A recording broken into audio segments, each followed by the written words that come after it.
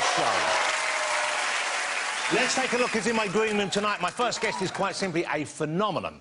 He's a force of nature. I like to think of him as Storm Vegas, and he's blown in just for us tonight. It's Johnny Vegas, ladies and gentlemen. Mr. Johnny Vegas, right there.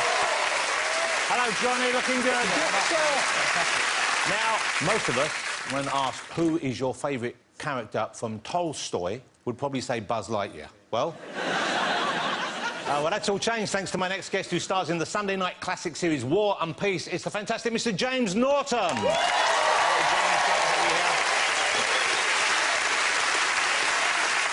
Also on the show tonight, I'm delighted to say, is a BAFTA-winning, Golden Globe-winning, Oscar-nominated actress who's about to return to our screens tomorrow night as the no-nonsense detective Vera. It's the wonderful Brenda Blethyn. Hello, Brenda.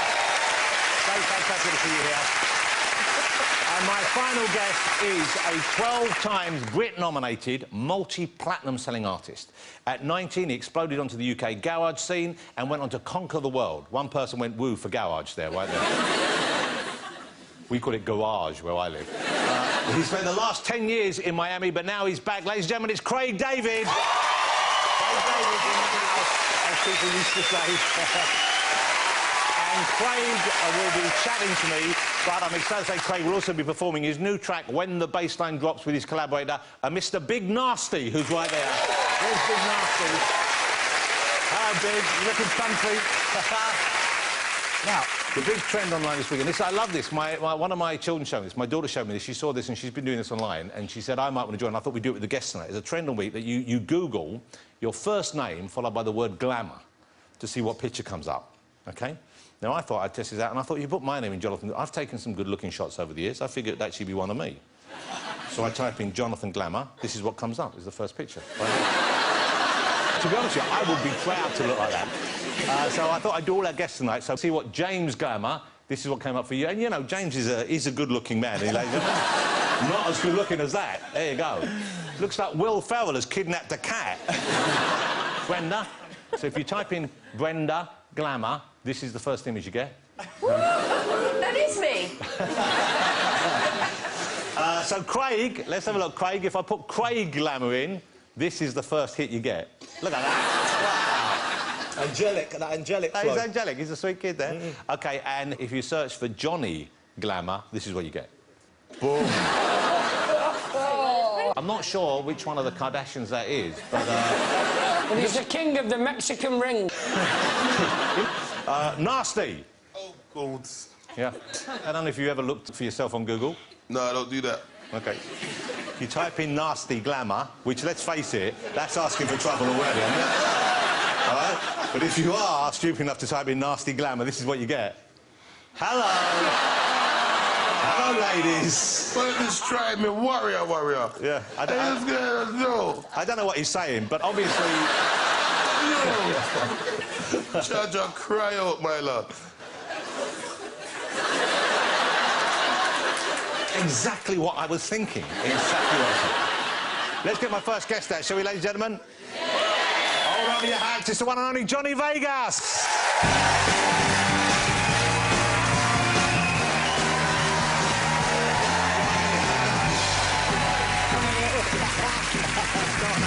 Johnny Vegas, ladies and gentlemen. Great to see you, Johnny. Come and sit down. It's lovely to have you back. It's lovely to be here. OK, so congratulations in order, because Johnny has become a father for the second time, ladies and gentlemen. Just a few months ago, how are you settling in with the new baby? Because it's a big change in anyone's life. You know, even I know you have a son already, but he's considerably older, isn't he? He is, yeah. He's 12 years older. Right. He's been fabulous with it. And how are you coping with the new baby in your life? Going to work a lot. What about moving to London? Because you've moved down to London now, haven't you, full-time? You live in London now? Yeah. So how do you find that? Because you were St Helens, weren't you? All your life? Yeah. Yeah. Well, I was St Helens, North London, looking after Michael, but... Yeah, full-time London now, and loving it. I get the feeling that isn't the whole story. No, it's like everyone gets me. So what, they don't understand your accent, or...? No, they understand my accent, they just don't like it. They don't... I don't have the breeding. Yeah. I think, for the part of London. Oh, so you're in a posh part of London? We are. Not exactly my choice. No. OK. But it's... there's a lot of people who have pullovers and, you know, the arms wrap over the... Oh, they do the pullovers over the top of that? Yeah, yeah. Yeah, yeah. Oh! Yeah. Don't you just want to drown them in their own coffee? Well... And the chinos, you know what I mean? Yeah. And on the rugby days... Loafers. Hey, you there! Hey, you! I know you from somewhere. Come and get on a photo. Oh, yes, sir. I'll be over right away, sir. Honey, what's that accent you're doing now? I have no idea. You become like a Dickensian urchin all of a sudden. I'm trying to show I've got range. I spat on your leg there and you covered it really well, didn't you? No, it wasn't that. Oh, I didn't. It was. I thought it was raining. I saw the spittle come out and you just went, ha, ha, ha. I didn't notice that, but if I had, I wouldn't have mentioned it. I was talking to someone in America once and I accidentally spat a little bit and it landed on her face and she stopped and went, "Did you spit on me?" And I was like, well, yeah, but not on purpose. I'm sorry, I don't... It's a classy show, this. We don't want to talk about... Not anymore. Well, we both admit this is like a support group now, Well, I know. it? Well, that's why I feel like with you, I feel I can relax with you and tell you these things. I mean, I was at home the other day and I was just... My mind was wandering and I realised suddenly I was drooling on the table in front of my wife. I was at home, nobody was there. And I'm not a very confident person with the body that God gave me, but I like being naked when I'm on my own. Well, who doesn't? Imagine, right, this. You've sat at the glass coffee table to watch a bit of telly. You're beginning to lose me now, I'll be honest with you. I mean, you had me with the naked at home, but why are you sitting naked on your own glass coffee table? Because I'm out the shower and I like to air dry. I'm not a fan of towels. Yeah, but why on down earth... there, because it creates friction and heat and then chapping. Yeah.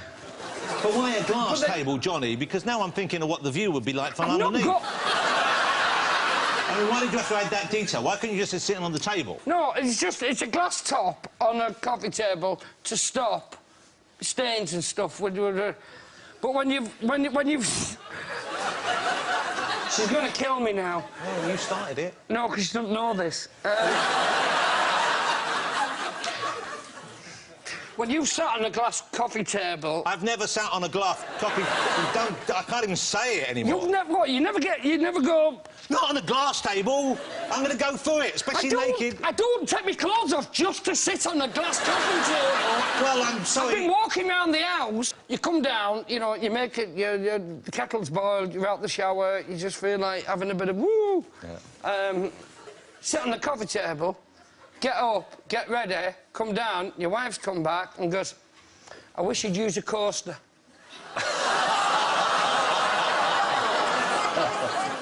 Yeah.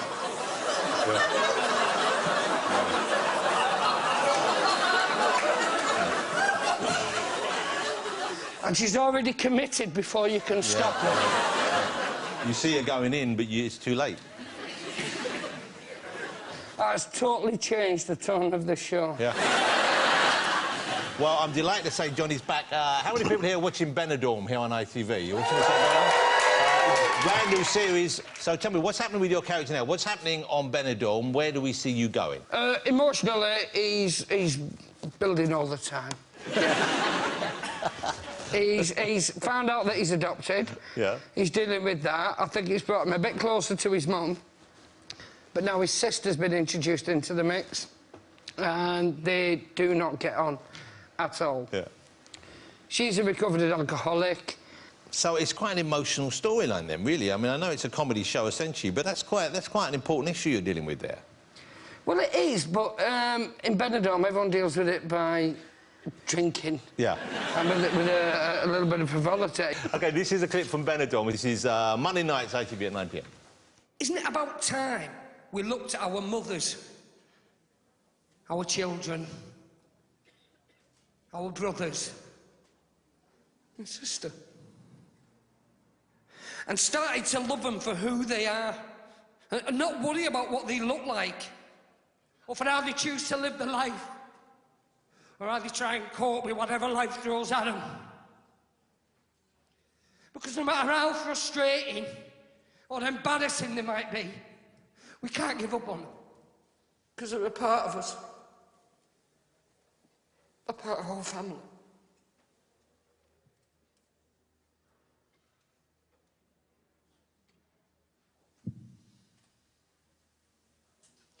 It's it, darling.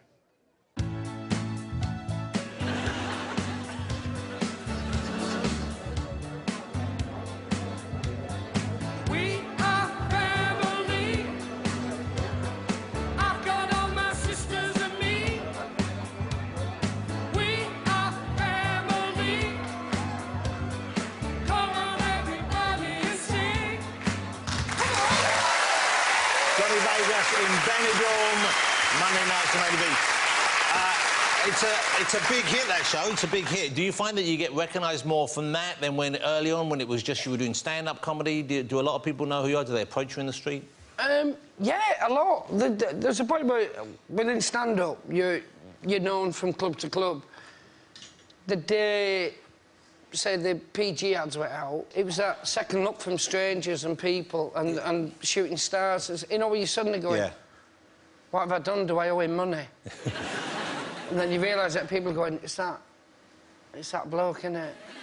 Do you know I got approached last week? Yeah. A Diabetic Society asked me to host their dinner. What? Presuming I was diabetic.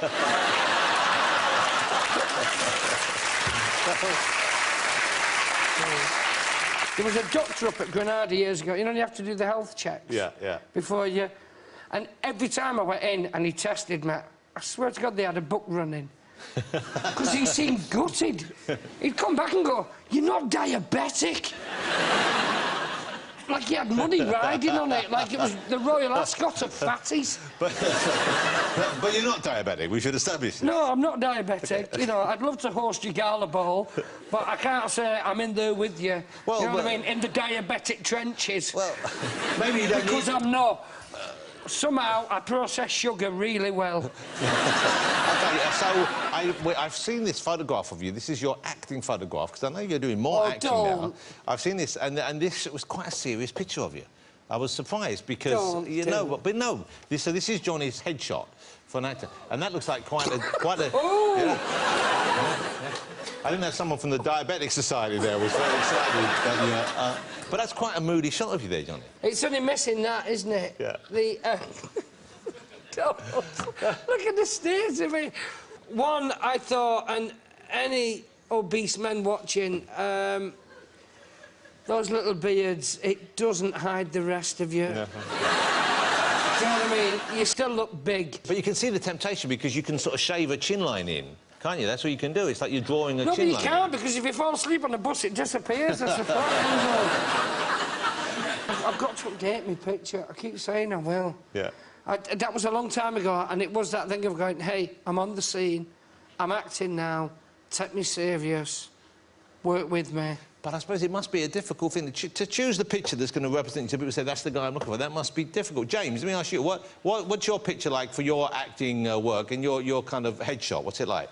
It's pretty sombre and very moody. Yeah. But mine's quite recently updated. OK. So where we've got your current one, this is James' current one here, OK, you can see, and that's a good look. That's a ridiculous chin, obviously, I don't know. But then we've got your old one here. There you go. Wow. Right. You see? Which actually still looks great. You look great in both of them. And yet, neither of them scream children's parties. No. Because you're riding high right now, but, you know, sometime soon, you'll be in a back garden trying to blow up one of them London balloons. James, have you ever done a children's party? I did low. I did about 300. Hold on, what? Yeah, really? Johnny's been reading my...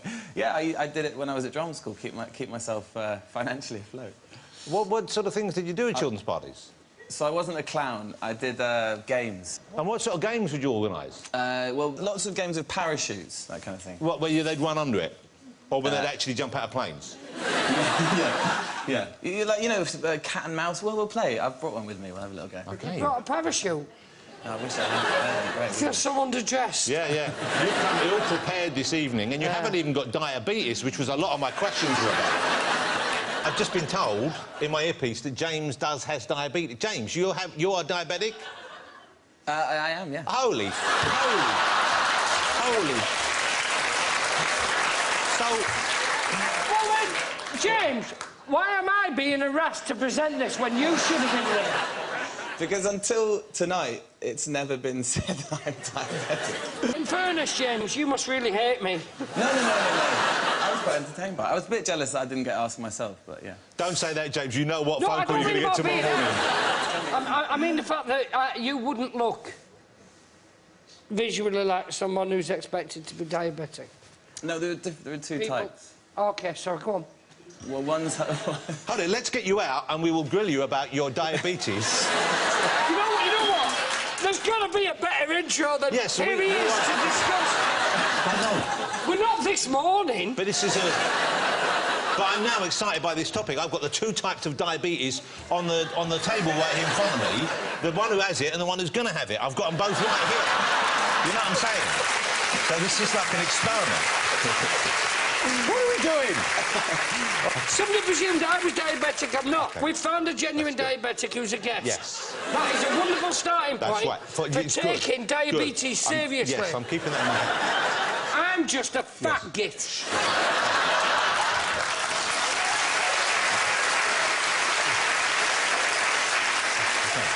Well, we can get through this. Together. Still to come, we'll be joined by James Norton, Brenda, Blethyn and Craig David. Don't go away.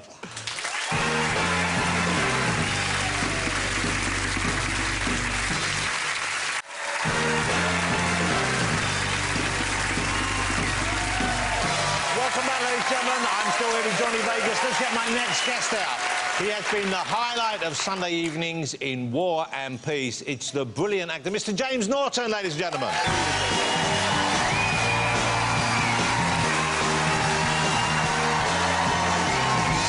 James, how are you, sir? OK, well, here's Johnny. James, I apologise for this, because this evening it's taken a weird turn now. It's taken a strange, unexpected turn. I hope we haven't outed you. Was it something you were keeping quiet about? I hadn't mentioned it before, but yeah, it's fine. Well, I don't know where to begin now, really. I feel like we've opened up a whole new area of conversation. Yeah. I mean, if they ask, would you like to host the annual diabetes event? We could do it together. He hasn't got it, he can't go. But the whole thing there, before we get on to chatting about the children's party thing, because that just came out of nowhere, and you used to do children's parties. Yeah, I did. So this is when you were a struggling actor, I guess, or beginning to act professionally. Yeah, I did. I used to do them on a weekend, a Saturday and Sunday, and often, a student, you go out on a Friday and Saturday, so I apologise to all those parents out there, because I did. There was one occasion when I had had a bit of a night out and hadn't had about 2 hours sleep, and the company gave me the number of my assistant and the number of the parents who I was doing the party for, and I rang the assistant. I said, "Listen, mate, I'm not sure if I can face this. I've just had a horrible night out, and my eyes were red. And the idea of facing 50 little shits and so." It went on for about a minute and a half, and then the end of this phone call, the guy goes, "Sorry, mate, who do you think you're talking to?" And I'm like, Chris, my assistant. He goes, "No, I'm Mark. I'm the dad." Wow. Yeah. Wow. It's pretty bad. Did you turn up and do that party? I gave him the best party ever, and he tipped me 20 quid at the end. Wow. I said, "You don't expect anything less." Yeah. That's fantastic. Yeah. Let's talk about War and Peace and what a success that has been. What a great piece of drama that is. A difficult one for them to get right, I would have thought. And you are tremendous in it. Now, it has so much in it we could talk about, but the huge battle scenes have already caught my eye. And are they fun to shoot, or is it all just kind of concern and worry and health and safety going on when you're in the midst of those scenes? There's obviously a bit of health and safety, but there's a lot of stunts and explosions, but they're a lot of fun. I mean, I had an army of 300 Russian extras behind me and a sabre, and I was walking forward towards the French, and I pulled it out and shouted, "Charge!" And then I hear this wall of sound behind me from this guy, "Charge!" It's like a 8-year-old's dream. The little boy in me goes, "This is amazing."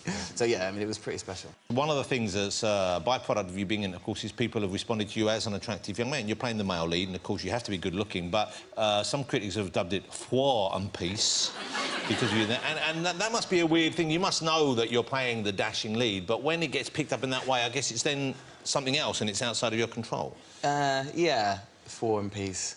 You can't really pay attention to it, I don't think. I mean, I think there was a lot of talk before actually we even did the show about him being the character being the kind of Russian Darcy, and that I was like, thanks, because the pressure's already there.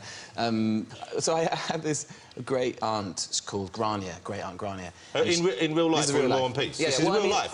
This is real life. What I mean is. Hold on, in real life, you've got a great aunt called Grania. Yeah. She's 91. Wow. And she sat opposite me at lunch recently, and she was like, she looked at me like in this kind of quizzical, puzzled way, and was like, I don't understand how you can look so good on telly, because you're so bland in normal. So what I mean is, it's all the big, the breeches and the... men look good in breeches. Hey, and the big floppy hair, you know. Yeah, the hair is good. We have a clip. Now, this was a very memorable moment. This is the scene where you waltzed. Lily James is in it with a beautiful young actor, Lily James. This is War and Peace, and of course it's on, I think the 5th episode is on tomorrow night, 9 p.m. on BBC One.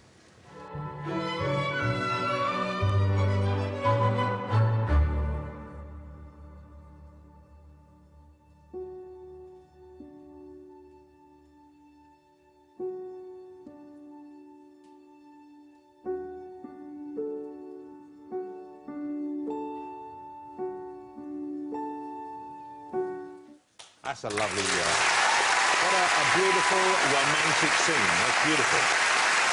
And your dad appears in it as well, doesn't he? Yeah, he does. My dad is getting more press than I am. Yeah. He comes occasionally... There he is. He comes occasionally... most jobs I do, he comes as an extra for a day, because he's retired and it's a good way for him to see what I do. That's so sweet. So he can be there, you can still have that relationship with him, and he can be at work with you. That's nice. Yeah, it's cool. I mean, he's getting a little bit cocky now. He's done about 6 jobs, and he turned up to War and Peace. On the way over, he called me and was like, I think I fancy myself as a count, if you can sort that out.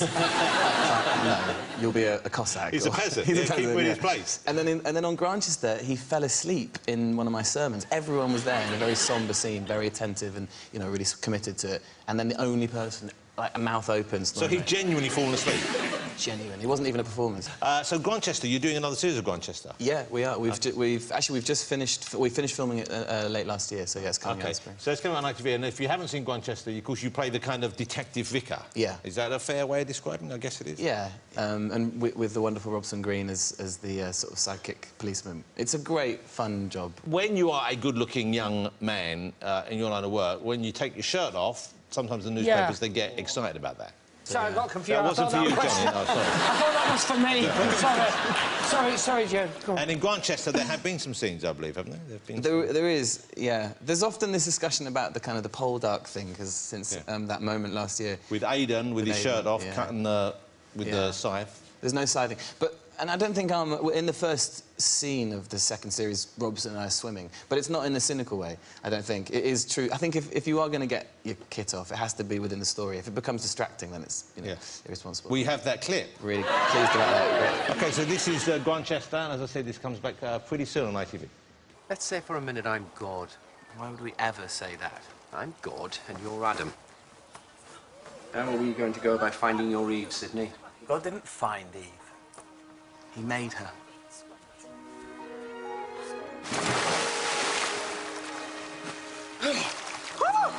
Made her? And I never did fathom that. Why a rib? Why not something you wouldn't miss, like a bit of hair? Or a toe?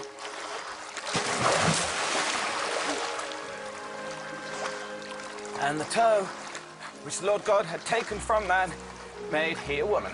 Man cannot live by bread alone. Did you get my meaning, Sydney? I never failed to get your meaning, Geordie.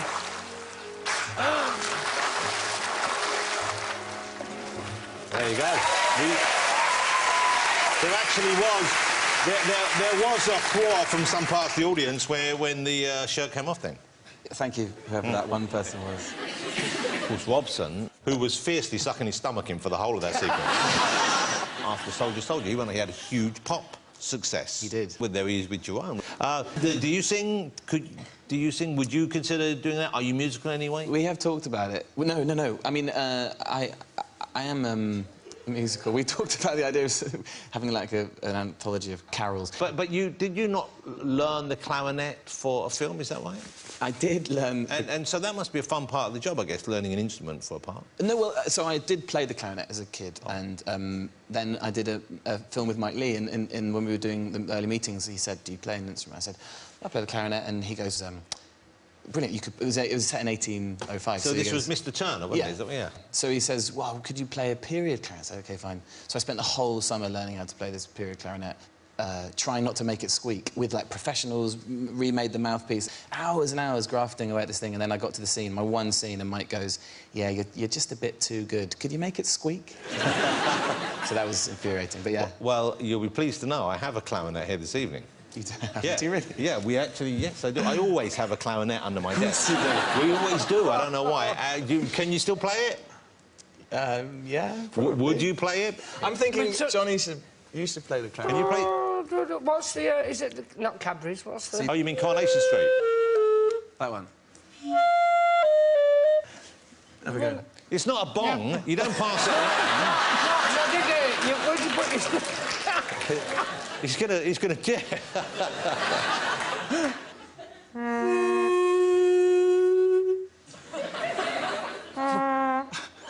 Howdy, what are you doing now? What's that noise? Stuck. Is that like... That's my party trick. What is... Oh, so you did... You... No. Arsehole. I should not have found me calling He made that noise, not you. I can do a mouth trumpet. Well, can't we all?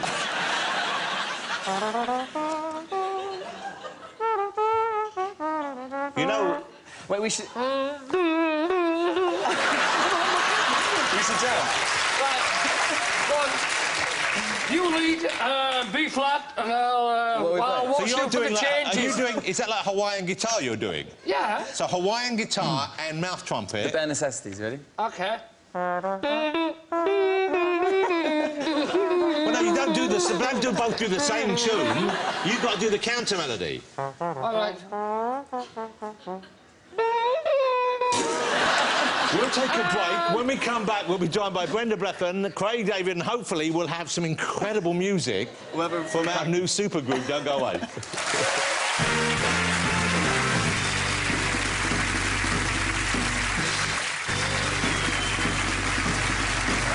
Welcome back to the show. Now, as we went into the break, James and Johnny here were talking about performing for the first time together on British TV.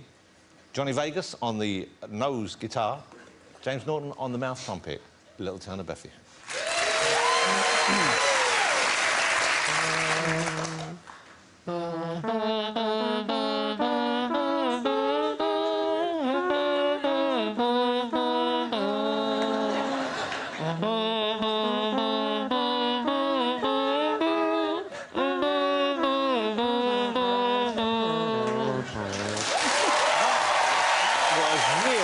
That was really good. Big Nasty, can you can't human beatbox, can you, by any chance? I got a little something. I'll give you bass. I'll add bare bass. Let's hear a bit of bass.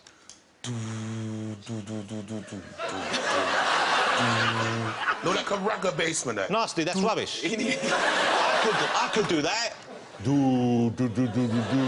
That's proper bass. That's some rebel MC stuff. But you got.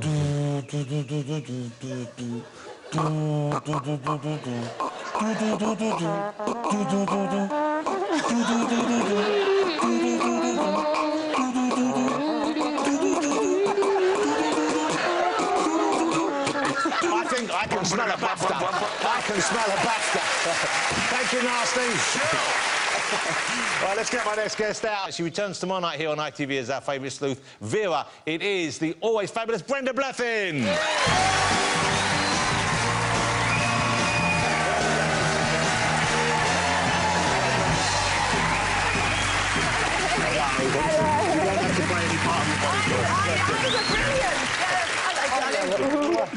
Let me just check. Do you play any part of your body, Brenda? I do. Well, no, really? Trumpet, yes. You can do mouth trumpet as well? Yeah, I was joining in out there. Can you? I think that, I'll be honest with you, I think that's slightly better, James. What? Yeah.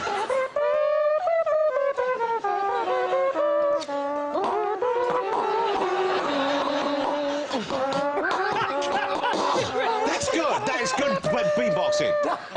Robert.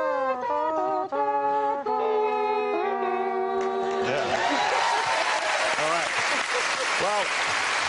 Well, I'm afraid that is all we've got time for, Brenda. Hey, Brenda, lovely to have you here. Congratulations, I'm thrilled Vera is back, because I was surprised when you were cast. Not So because... was I. Yeah, well, because when you read the way the character's described, that's not how I think of you. I mean, what did you... When they first came to you, were you... Well, no, I didn't know the books of Anne Cleeves, and I read them, and she's introduced in the books halfway through. She's not mentioned, and then they're in a church, and the doors bang open, and in walks this great lummox of a woman, really, really scruffy, with 2 bags of shopping, sweating profusely, and that was Vera. And I thought, well, why have they thought of me? And people have taken the character to their heart, pretty much, haven't they? I mean, do they ever kind of get in the way when you're filming? Do you have to sort of film away from crowds, or can you...? There was one time we had this real long tracking shot. I mean, it took forever. We rehearsed it for hours, and then we set it all up, and we just shot it, running right through a fun fair. And we just got right through to the end of the shot. And this lady came out the public lavatories, and she went, Vera! It's Vera! And flung her arms around me, so we had to do the whole thing again. But although that was obviously a bit of a pain, what a lovely reaction to get. Lovely, it must be nice when you know you're playing a character and really connecting with people like that. Yeah, it's nice. But you came pretty late to acting, didn't you? Yeah. How old were you when you decided that's what you wanted to do? Oh, I was about 27 when I went to drama school, so 29, 30 when I got my first job. And what did you do before that? I worked in an office, secretary. And while you were there, did you always harbour that ambition? No, it never entered my head that I'd ever be an actor. I didn't know any actors, never went to the theatre, didn't know anything. But somebody came in the office and said, oh, can you help us out? We're with the Amateur Dramatic Society, and we're entering a competition, and one of our actors is sick. Can you do it? I said, don't be daft, I couldn't do that. Get on the stage, don't be silly. They said, oh, please, we're desperate, that's why we're asking you. And they said, it's only one line. So I said, oh, go on then. And I joined the group. What was the line? Can you remember it? Yeah. It's a real dirty old night. Evans the post says the mist is right down to the pass. Quite thick, he said it was. Well, but it's strange they wanted you to play a Jamaican in that first part. Because you're not the type, really. But Vera's been such a huge hit. This is starting tomorrow, Series 6. So why do you think it is so popular? Well, because I think, the stories are really good. Great mysteries, yeah. The writing's always very, very good. And she's such an ordinary character. There's no competition with the people sitting on the sofa at home. There's not reliant on lipstick. She's not a fashionista. Yeah. And you feel like you know her. Let's have a look. This is tomorrow's Vera. It's on ITV at 8 p.m. Have a look at this. Met her when I was covering in Ruckhall. Started seeing each other when I was in the area. Then about this time last year, she called it off. She knew I was married, but not about the kids. That was it then when she found out. So what was last Saturday? Chance to rekindle? No. She'd moved on. It was just friends. That's curious. Because we found an envelope with a slip from your restaurant inside. That your handwriting? Now, we also found cash in there. And more in her bag. And more on the moor where she died. Did you give her money? I was buying the house off her. Cash was the deposit. Oh, really? Yeah. You know, without an agent. She said she needed money quickly, so I said I'd help her. Now, it's your wife owns this place, isn't it? So would it be fair to say you used your wife's money to pay your ex-lover? There we go. That's Vera. Back tomorrow night, So you shoot that, I guess, you shoot up in Northumberland, up in that region? Yeah. OK, yeah. and do you take your dog up there? You've just got yourself a dog, haven't you? Well, oh, I love my dog. Yeah. I don't know whether I'll be able to take him or not. There he is. What's his name? Jack. And he's got a... What's that? He's like a magician or something? What's he doing? His ball lights up. Wow. Yeah. That's a useful talent. So he's a... What breed is he?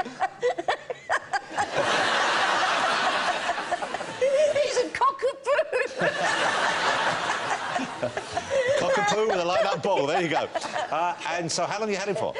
He was 6 months last weekend, and we've had him for half of that time. Oh, wow. Yeah. Oh, how sweet. And how's it going? Was he trained already, or are you doing the training at home? We're training him. We take him to Envy. It's a training school, and it's where all the other dogs there look like they're about to go on Britain's Got Talent. They're so well behaved, and he's having a dump in the corner. Has he been done? Not yet. Now, some people say 6 months is the optimum time. So, speaking as a man, I would say never is the optimum time. But are you considering letting him reproduce? I would like to, but it's ill-advised. And some people say you should let them be until they're about 1, because the testosterone helps with their development in other areas. I don't know why I'm looking at you two.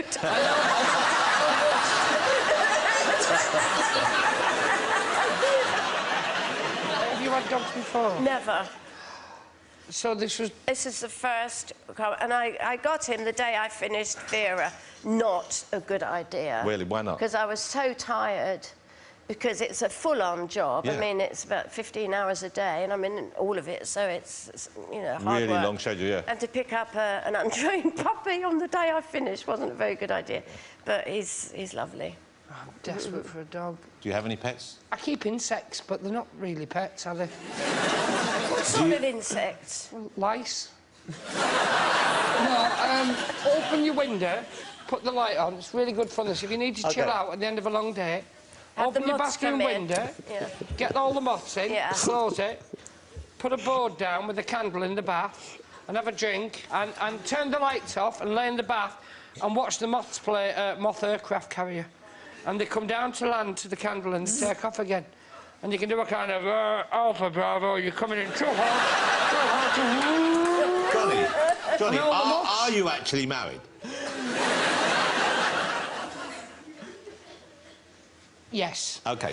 Ladies and gentlemen, as I said, Vera is back Saturday nights on ITV, starring the fabulous Brenda Blethyn. Thank you, Brenda. Still to come, we'll be joined by Craig David with music from him and Big Nasty. See you after the break.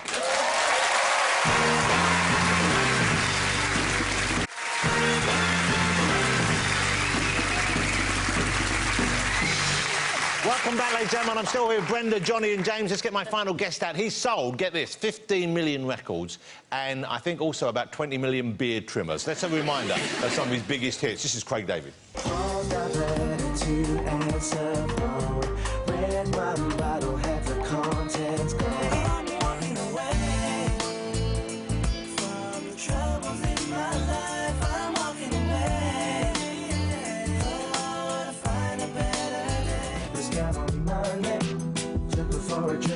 Tuesday, we were making love by Wednesday, and on Thursday and Friday and Saturday we chilled on Sunday. Ladies and gentlemen, it's Mr. Craig David.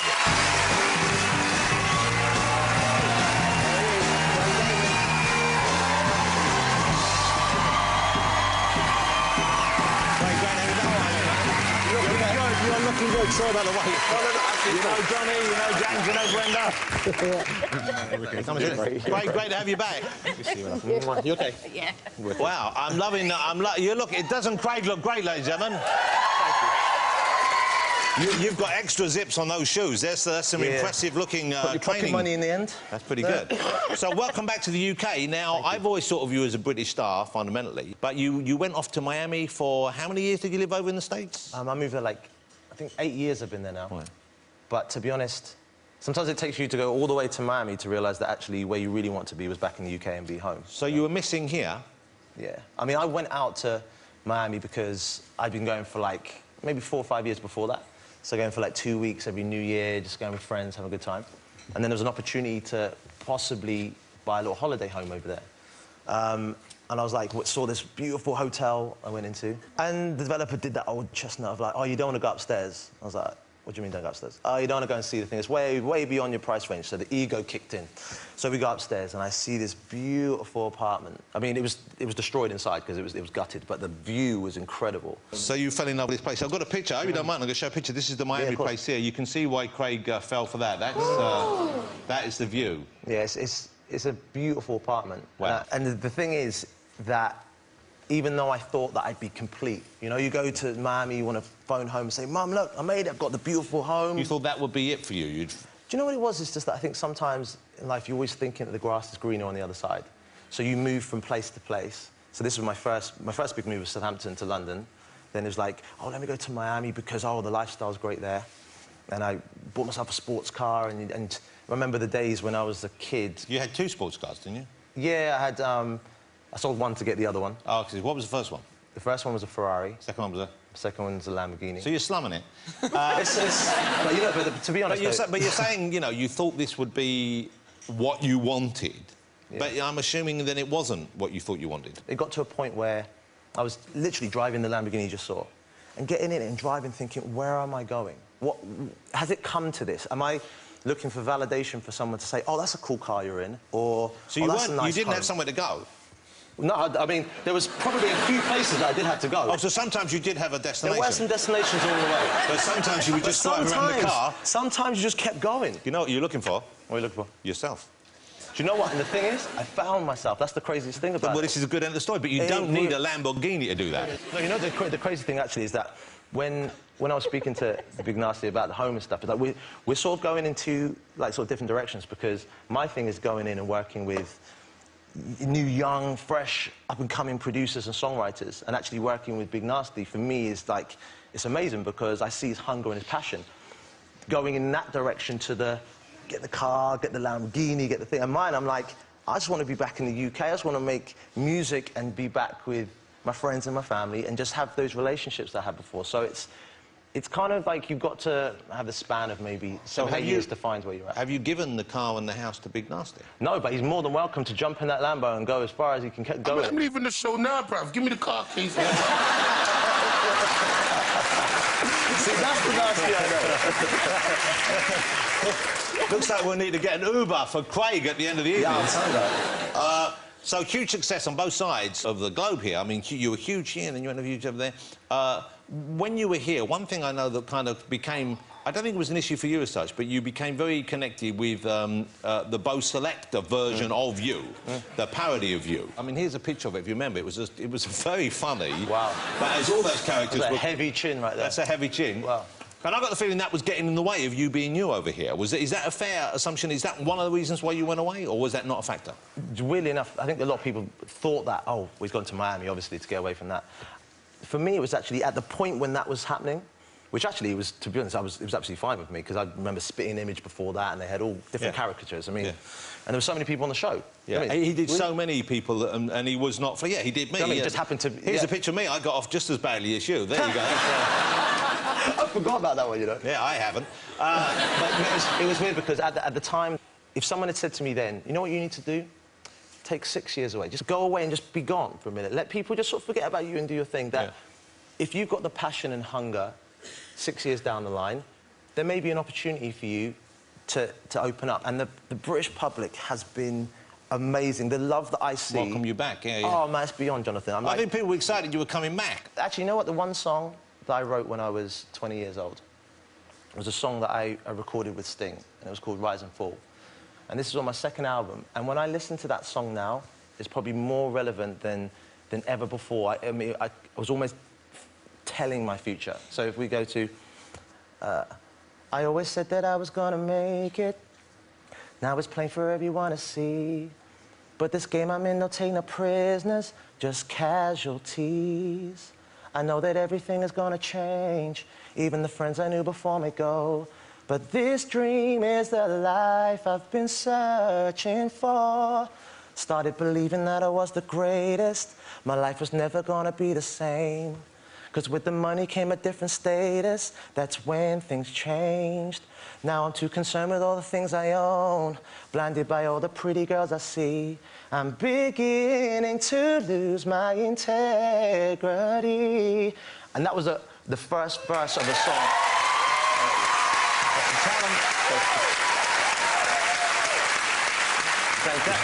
That was lovely, Craig, but come on, we've got to get home soon. But... So, I was talking about something that actually my whole career has been through, the rise and fall of my career.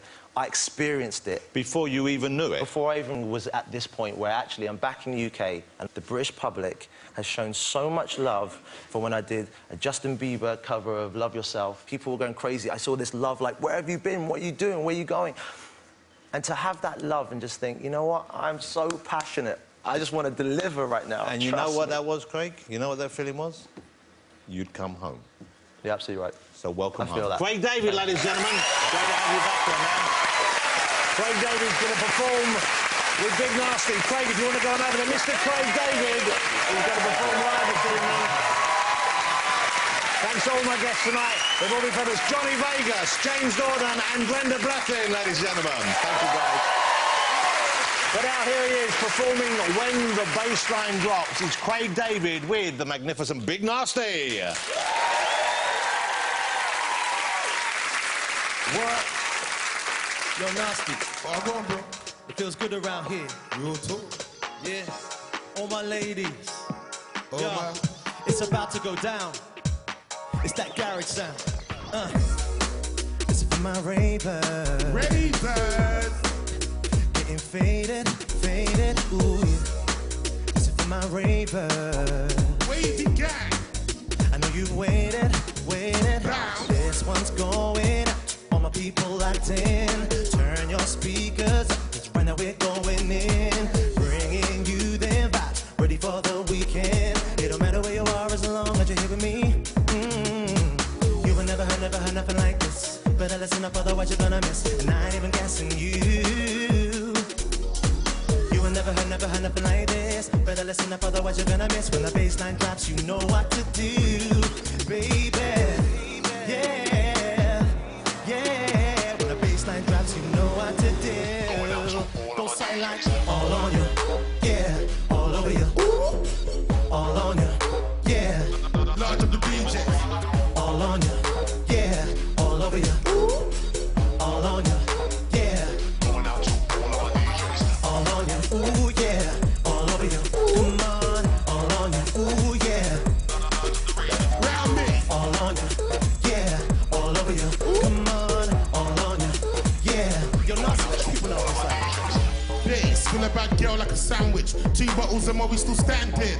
This one's out to the Charlie Brown. I'm loving it, old school anthems. Smelling like cocoa, but I'm in Versace blue jeans. Ben Sherman top with blue jeans. Going in, living my movie. Ben Tekers, I'm a steppers. It was art, I dodged that baddest. In the corner, smoking the maddest. PDL, Base defense league. Asbo Britain. I'm the sound of the streets coming through your area.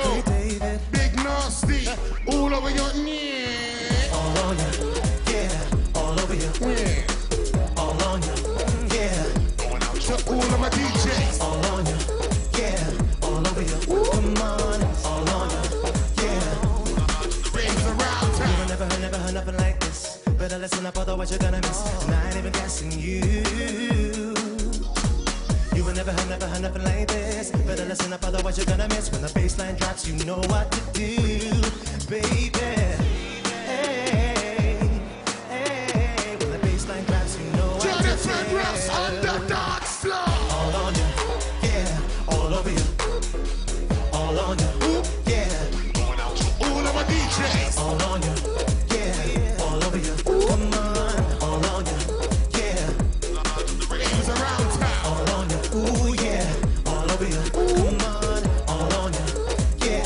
Going out to all of my DJs. Yeah. BDL, Bass Defense League. Yeah, you say. But like Chris, not better.